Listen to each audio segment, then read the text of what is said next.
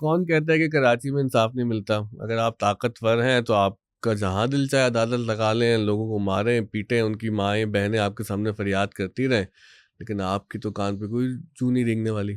देखिए इंसाफ ये अब यही मतलब हो गया कि अगर इंसाफ आप खुद ही कर, यानी आपकी सिस्टम आपको ये समझाता है कि इंसाफ अगर कर सकते हैं तो आप खुद ही कर लें, और उसका नतीजा ये निकलता है कि इस तरह के केसेस बार बार, जैसे अब कराची में हमने देखा कि अभी ये केस जो सलमान फारूकी साहब, जिसमें एक दो हैं जिनको गाड़ी का एक्सीडेंट हुआ और उन्होंने, साहब भी काफी लगाया आपने। हाँ जी। जाहिर है मतलब वो उन्होंने अपनी तहजीब और सब कल्चर को भूल गए, लेकिन ज़ाहिर है ऐसे लोग ही सोसाइटी का कल्चर ख़राब करते हैं कि एक दूसरे का जब एहतराम, इंसानियत का एहतराम नहीं रहेगा तो नहीं, फिर वो इसलिए बिल्कुल काबिल एहतराम नहीं है, लेकिन हाँ साहब, एक झगड़ा होता है ना कि मर्दाना झगड़ा होता है कि जी रोड रेज हो गई, दो लोग लड़ रहे हैं, फिर बीच में कुछ लोग आते हैं बचाते हैं।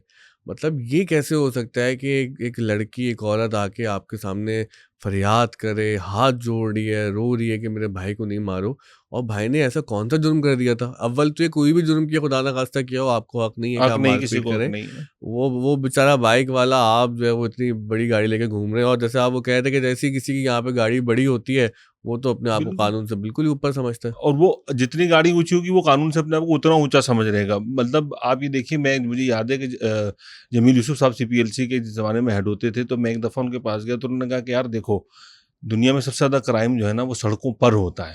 सड़क, क्योंकि सब कुछ सड़क पर हो रहा है ना। सही। हमारे यहाँ सबसे बड़ा मसला ये है कि हमारा क्राइम को रोकने में सड़क के जो लॉज़ हैं, इसके ऊपर जो लॉ का इम्प्लीमेंटेशन ना होना, सबसे बड़ी वजह वही है। और उन्होंने एक बड़ी दिलचस्प बात की। उन्होंने कहा आपके पास एक अच्छी गाड़ी हो, बड़ी गाड़ी हो जो ताकत के अलामत है, आपके पास उस गाड़ी पे झंडा लगा हुआ हो, और आप एक कोने से दूसरे कोने तक मुल्क के चले जाएँ, आपको कहीं कोई नहीं रोकेगा, और उस दरमियान आप कुछ भी कर जाएँ, आपको कोई पूछने वाला नहीं होगा। तो अब अगर हम देखें, क्या हम और आप जब सड़क पर सफ़र कर रहे होते हैं, तो ये कुछ ख़ास तरह की जो गाड़ियाँ हैं, वो ऐसा नहीं लगता कि वो बिल्कुल ताकत की अलामत खास है? क्या, वो डाले होते हैं जी, उसमें वो बैठाए होते हैं गार्ड, वो असला लेके दंदनाते फिरते हैं। अच्छा, वो फिर जो गार्ड होते हैं असला लेके फिर रहे होते हैं, वो ट्रैफिक पुलिस का भी काम शुरू कर देते हाँ, हैं। बिल्कुल, तुम इधर बिल्कुल। हो जाओ जी, तुम उधर हो जाओ, इसको गाड़ी को और जाने दो। ख़ास तौर पे उसमें जो मोटरसाइकिल वाले या छोटी गाड़ी वाले हैं, तो उनको तो बाकायदा उनको ये होता है कि सड़क पे चल कैसे रही है हाँ ये जी गाड़ी, हाँ। इसको चलना भी नहीं चाहिए। तुम्हारी हिम्मत कैसे हुई कि तुम हमारे जो है और सड़क पे आ गए? और इसमें मैं आपको बताऊँ कि वो जो उन्होंने डीआईजी साहब, जिन्होंने इसका पूरा बाद में उन्होंने बात भी की मीडिया वीडिया से, कि उन्होंने जो जो सूरत-ए-हाल बताई है, वो ऐसा भी नहीं लगता कि शायद कोई बहुत बड़ा तसादुम हो गया हो गाड़ी का। वो बेचारा मोटरसाइकिल पे था, और वो जो गाड़ी शायद वही है जिसमें उसको बिठाकर तशद्दुद का निशाना बनाया गया है। वो क्या कि ऐसा नुकसान हो गया। और सब आपने बिल्कुल सही बात की कि हमारा एक उमूमी कल्चर है कि अगर, मतलब पुलिस वालों को भी आपने देखा होगा ना, अगर फैमिली गाड़ी में बैठी हो तो वो पुलिस वाला भी जो है वो चालान नहीं करेगा या आपको रोकेगा नहीं और लिहाज हाँ, कर लिहाज जाएगा। करते हैं यार, ये तो तो है। ये जो जो काम पुलिस वाले लिहाज कर जाते हैं, मतलब, और हमने भी देखा है कि रोड रेजेस में भी आमतौर पर ये होता है कि अगर फैमिली साथ है ना, तो कहीं ना कहीं लोग, आपको लगेगा कि यार रुक जाएंगे, कि जी। गाली देने से भी गुरेज करेंगे। और ये साहब किस मतलब उसमें थे कि वो बच्ची, और वो बहुत ही दिल दुखाने वाला एक तो मंजर वो है। मंज़र, जो वो जिस तरह से रोई ना, उसने मुझे बहुत तकलीफ़ दी। मतलब देखिए ना, हमारी भी बहन है, बच्चे हैं, कल अब आपके साथ मेरे साथ ऐसा हो जाए। अब जब मार पड़ रही होती है, कोई मार रहा होता है, उस वक़्त थोड़ी पता होता है कि ये राना आसिफ़ साहब हैं, कितने बड़े आदमी हैं और इनकी क्या पहुँच है, इनके क्या ताल्लुक है, उस वक़्त तो हो रहा होता है। तो अब एक ऐसे हम जंगल में रहते हैं कि जहाँ पर फैमिली के साथ निकलें, कराची में तो डर ये होता है जी, ये मोबाइल छीनने ना आ जाएँ, अगर मोबाइल छीनेंगे तो वो बदतमीज़ी करेंगे और बच्चों के ज़हन पे क्या उसका असर होगा। फिर ये है कि जी, इन बड़ी जो दंदनाती हुई गाड़ियाँ फिर रही होती हैं, इनसे बच-बचा के चलो, कहीं आपकी जो है वो इज़्ज़त पामाल ना हो जाए और गाड़ी के नुकसान के साथ। फिर उसमें एक बहुत बड़ा मसला जो ये है कि वहाँ जो लोग तमाशाई बन के देख रहे थे हम्म। और वीडियोज़ बना रहे थे जी, बड़ा अच्छा किया वीडियोज़ बना दी जिसकी वज़ह से वो पकड़े गए। लेकिन अफ़सोस की बात ये है कि वो जो मारने वाले थे, मेरे ख़्याल से वो 2 लोग ही थे, जितना मुझे समझ आया। हो सकता है 3 बज़ाहिर लगे हाँ, ऐसे ही 2-3 रहा। लोग होंगे। हम्म। तो ये तो इतना बड़ा मजमा था, ये बेगैरती का सबूत क्यों दे रहा था कि भाई 2-3 मर्द बढ़ते आगे हाथ पकड़ते, हाथ रोकते हो, आपको औरत रोती हुई नज़र आ रही है, एक बंदा पिटता हुआ नज़र आ रहा है। जब ये कराची में एक अजीब नफ्सियाती मसला नहीं पैदा हो गया? अगर इसके बरखिलाफ हम लाहौर में देखें तो अभी वाक़या हुआ, वो जो अंडरपास के अंदर वो जो मोमिन हो तो बेतैग भी लड़ता पता है, सिपाही की तरह वो गया और डाले वाले क्या, असले वाले क्या, सब कुछ है वो जाके अकेले आदमी ने देख लिया। तो ये कोई नफसियाती मसला हमारे कराची में इस तरह का भी पैदा हो गया कि जी हम लोगों को पिटते हुए देखेंगे, माओ बहनों को रोते हुए देखेंगे, हम जाके रोकेंगे नहीं, हमें डर लगेगा। भाई ये अब ये अफसोस से कहना पड़ता है कि कराची में जो है ना, एक तो जैसे दुनिया में जहाँ भी जब ताकत एक असूल के तौर पर जाती है ना, तो लोग फिर ज़ाहिर है या तो जुल्म का शिकार होते हैं, जुल्म के तमाशाई होते हैं, मुकाबला करने की शक्कत नहीं होती। लेकिन कराची में एक और मसला ये भी है कि हमारा सेंस ऑफ कम्युनिटी जो है ना, वो बहुत अजीब-ओ-गरीब तरीके से डिसइंटीग्रेट हो गया है, बिखर गया है। हम लोग कभी भी किसी भी मसले को एक शहरी के तौर पे नहीं देखते कि ये हम सबका एक मसला है। ये मसला है, बहरहाल इसकी अपनी रीज़न्स हैं। हाँ, रीज़न और जायज़ रीज़न, जैसे मैं आपको बता रहा था कि हमारे इलाके में वाक़या पहले हुआ कि वो एक दफ़ा यहाँ मगिंग हो रही थी, तो जो 2 लोग लूटने के लिए आए, तो उनको पीछे से आके ना एक साहब ने दबोच लिया। मसलन आपको लूटने के लिए आया, मैंने देखा कि भाई राना साहब को के साथ वारदात हो रही है, मैंने दोनों को पकड़ लिया। कोई उनका जो चोर थे, डकैत थे, उनका साथी था, दूर खड़ा हुआ था, उसने दूर से वहाँ गोली मारी और जो साहब बचाने के लिए आए थे उनका उनका इंतकाल हो गया।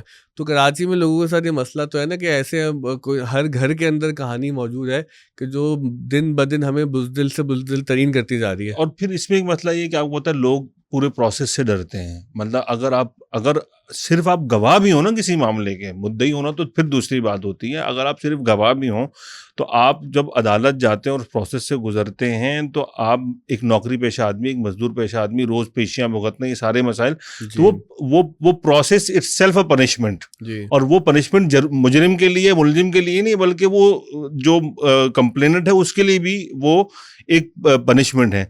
लेकिन ये ज़रूर है कि देखें, अब इसमें जो ये वाला जो केस हुआ है, जो इसमें एफआईआर कटी है। एफआईआर कटी, वो सलीम साहब करके जो अदालत ने उनका अपना एफआईआर में जो नाम आया है, उन साहब ने उनकी मुद्दियत में ये हुआ है, उन्होंने वो आई विटनेस है। आई विटनेस है, एनी शाहिद हैं वो। और इसमें देखिए, एक तो ये खुशाइन बात है कि एक आदमी ने हिम्मत की, वो बिल्कुल। आई विटनेस और होते उनके हुए। वो दायरे पता चलता है कि वो उस इलाके में कहीं आसपास भी नहीं रहते हाँ, हैं, कि वो बहुत जाके दूर उसने के कहीं वो गुजर रहे होंगे, शायद उन्होंने वो। भाई वो देखा इंसिडेंट और जाके अब एफआईआर कटवाई। लेकिन इसमें एक बहुत परेशानी की बात है कि जिनके साथ ये जुल्म हुआ बिल्कुल है वो क्यों सामने नहीं आ रहे, वो इस सिस्टम पे क्यों एतमाद नहीं कर रहे, नहीं वो कर पुलिस रहे। वालों पर क्यों एतमाद नहीं कर रहे, उनको क्यों यकीन नहीं है कि उनको अदालत से इंसाफ मिलेगा। बिल्कुल। और जिस तरह आप देखें कि पुलिस ने बहुत फौरी कार्रवाई की, चलें जो सोशल मीडिया का प्रेशर था, सब कुछ वो वायरल सब कुछ हो गया और जिसके बाद ये सब कुछ हुआ।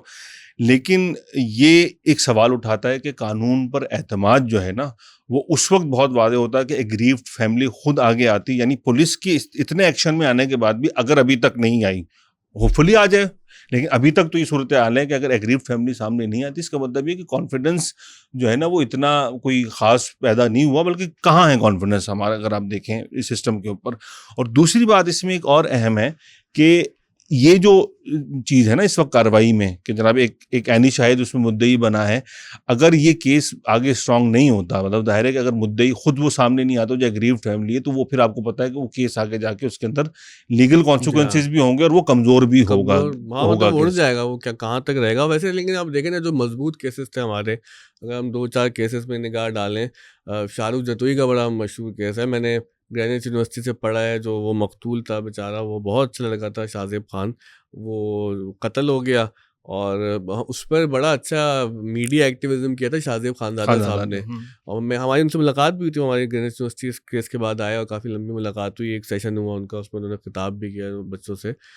तो लेकिन हुआ क्या कि इतना ज़्यादा मीडिया ने एफर्ट किया, और जो मीडिया पे हम सब तनकीद करते हैं कि जी मीडिया मज़लूम की आवाज़ नहीं बनता, शाहज़ेब खानज़ादा साहब को सलाम है कि उन्होंने इस मसले के अंदर बहुत आगे जाकर मसला तो अपनी तौर पे हल करवाने की कोशिश की। लेकिन निकला क्या कि जो जो ताकतवर थे, जो जो ज़ालिम थे, वो आज़ाद होकर निकल गए। और यही चीज़ें मेरे ख्याल देखें ना, डिस्करेज करती हैं फिर ऐसे मुद्दइयों को सामने आने से। मतलब उस ऐसे केसेस में नाज़िम जोखियों का केस आप जी देख हाँ, लें, बिल्कुल। और उस आदमी का कत्ल हो गया, और उसके बाद से वो मतलब वाज़ेह हुआ कि कुछ लोग सियासत, रियासत, निज़ाम सबसे ऊपर हैं, सबसे एक बुलंद है क्लास है जिसके लिए सब कुछ कोई चीज़ें मायने नहीं रखती। कि जो मुबैना कातिल हैं, वो दुबई भाग गए थे, और जब वोट देने की बारी आई तो उनकी ज़रूरत थी जब उनकी हाँ, वोट की। वोट लेते पाकिस्तान आए, पुलिस ने उनको गिरफ्तार भी नहीं किया और वो वोट दे के वापस दुबई चले गए। मैं तो मतलब ज़ाहिर है इसके बहुत से एस्पेक्ट्स हैं, लेकिन मैं एक चीज़ सोचता हूँ कि इस मुल्क में कानून काम कर रहा हो ना कर रहा हो, पुलिस काम कर रही ना कर रही हो, अब आप बस एक ही दुआ कर सकते हैं, एक ही विश कर सकते हैं, जो कि बहुत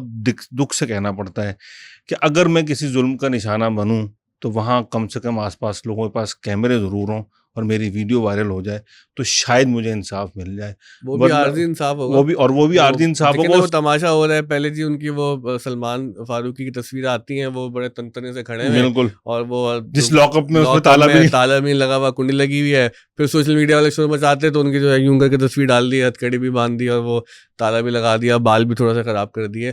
अब जहाँ पर इस तरह के तमाशे हों, इस तरह की थेट्रिक्स हों, इस तरह का ऑप्टिक्स पे काम कर रहे हैं आप सारी, तो फिर क्या क्या हमें पता है क्या इस केस से निकलना है जी, वो आखिर में सुलाई होनी है और अच्छा ये हो सकता है कि फिर हमारे कुछ लोग, हमारे दोस्त सुनने वाले ये कहेंगे हम बहुत पेसिमिज्म का मुजाहरा कर रहे हैं, बहरहाल पुलिस ने एक अच्छा काम किया, डेटा की बुनियाद पे कर रहे हैं, एक पुलिस ने एक अच्छा काम किया और सब कुछ किया। मतलब ये कि इंसाफ, यानी पुलिस ने तो वो काम किया, चले उसका था, मतलब ये काम तो पुलिस का ही था ना कि उसको रोड रेजिस के इश्यूज में इस तरह अगर कोई होता है तो उसको जाना होता है।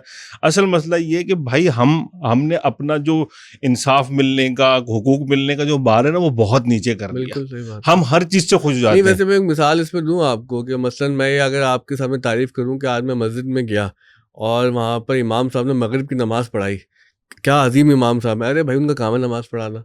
मैं डॉक्टर के पास गया, उसने मुझे देख के दवाई दे दी थी, क्या अजीम डॉक्टर है। ठीक है, जो आदमी अपना काम कर रहा है वो बड़ी खुशी की बात है, लेकिन ये नहीं हो सकता कि भाई आपने ये बंदा पकड़ लिया, जब तक उस बंदे को सज़ा नहीं मिलेगी तो वो डिज़र्व करते हैं, क्योंकि हमने देखा है। लेकिन जाहिर है कि हमने माजी में बहुत कुछ अपनी आंखों से देखा। रेमन डेविस केस हुआ हमारे सामने, उसमें जो कुछ हुआ वो आपके सामने ही है कि वो आप मतलब थ्योरी बता दें अपने। वो मैं एक दफ़ा मेरे एक दोस्त मेरे बल्कि उससे बहुत नाराज भी हो गए कि मैंने कहा कि यार रेमन डेविस केस में आप देखें कि वहाँ क्योंकि एक बहुत पुरहुजूम सा इलाका था जहाँ वो वाक़या हुआ, तो लोगों ने पंजाब में लाहौर का वाक़या था वो, और वो जब मजमा जमा हो गया और जब इस तरह का पूरा, क्योंकि वहाँ पे एक सीन क्रिएट हो गया ना, तो उसके बाद लोगों ने उनको इतनी आसानी से निकलने नहीं दिया और जिसके नतीजे में वो गिरफ्तार हो गए। और इतना वो हाई प्रोफाइल, तो बाद में पता चला कि इतना हाई प्रोफाइल केस था। मैं उस वक्त समझता था कि कराची के अंदर सिचुएशन ये होगी कि कराची के अंदर ऐसे केसेस हों या ऐसा मामला हो कि जिसमें एक बहुत ताकतवर आदमी किसी पे जुल्म कर रहा हो, तो हमारे यहाँ आमतौर पे जो हमारी अंडरस्टैंडिंग है वो ये है कि यहाँ लोग बहुत उस झगड़े में नहीं पड़ते। और उसकी वजह है कि दायरे के शहर के अब लोग, हर किसी का मसला ये है कि उसके पास वक्त नहीं है, मतलब वो सिर्फ गुजर जाएगा और उसको, और सेंस ऑफ कम्युनिटी की जो मैं बात कर रहा था ना, वो क्या होता है कि कराची में जो लोग हैं ना, उनको लगता है कि उनके पीछे कुछ नहीं है जी, उनके पीछे भी कुछ नहीं और पाँव के नीचे भी कुछ नहीं और ऊपर छत भी नहीं है। तो अब इस पूरी सिचुएशन में मतलब हमें ये समझना चाहिए कि पुलिस ने अपना काम किया, जो हम पिछली वाली बात पे आते हैं। सबसे बड़ा सवाल ये है कि इस सिस्टम में मुलजिम का गिरफ्तार होना, इंसाफ का यकीनी होना नहीं है। तो जब तक ये मसला हल नहीं होगा, यानी मुझे पूरा यकीन होगा, हम ये नहीं कह रहे कि भाई किसी आदमी को जो है वो अगर गिरफ्तार कर लिया तो वो छूट जाएगा तो नाइंसाफी होगी, भाई वो तो लॉ देखेगा ना कि इसमें उसका कितना जुर्म था। लेकिन ऐसे केसेस में हमें साफ पता चलता है कि मुकदमा तो कंक्लूड होता है लेकिन इंसाफ। उसमें आखिर में एक बात मैं बड़ी अजीब सी बताऊं आपको कि मैं जब ये तारिक रोड जाता हूँ, बहादुराबाद या शहर में कहीं भी जो जाते ना, तो वो अब आजकल बड़ा एक वो ट्रेंड बन गया, वो बच्चे ना वो गोल्डन रंग का रंग अपने ऊपर मल के, वो हैट लगा के, वो स्टेचू बन के खड़े होते, मैनिक्विन, कोई स्पाइडरमैन बन के बैठा हुआ है। अब उन बच्चों को देख के ना दिल हौल जाता है कि यार मेरे बच्चे भी 6 साल का है, एक 3.5 साल की बच्ची है मेरी, अपने बच्चे नज़र आते हैं उन लोगों में कि यार कि अल्लाह ताला ने अगर इनको यहाँ पैदा किया, हमको ऐसे घर में पैदा किया कि हमें तालीम मैसर आ गई, हम इस सोसाइटी का एक फंक्शनल हिस्सा बन गए ना, कि रोटी मिल जाती है, छत है, इनका क्या कसूर है। लेकिन अब आपके सामने अगर कोई औरत रो रही है, आपको उसके अंदर अपनी माँ नज़र नहीं आई, अपनी बहन नज़र नहीं आई ना, दुनिया में तुमने भाई किसी औरत से तो कोई मामला किया होगा ना, मतलब किसी से कोई मतलब ये माँ बहन बेटी का रिश्ता तो होता ही है, ताल्लुक होगा ही ना तुम्हारा, किसी तो खाला होगी, तुम्हारी कोई पुप्पी होगी, कोई तुम्हारी मासी होगी, कुछ तो होगी ना। मासी मतलब पंजाबी में खाला को बोलते हैं। तो मतलब ये ऐसे जानवर हो गए हम लोग के यार, मतलब ये यकीन नहीं आता कि वो मनाजिर कि जो हम अपनी आंखों से देख रहे हैं, ये किसी अफसाने में पढ़ते थे हम, ये किसी कहानी का हिस्सा होते थे, वो किरदार ऐसा लगता है वो कहानियों के पिंजरे तोड़ के वो दरिंदे अब हमारे शहरों में घूमते फिर रहे हैं।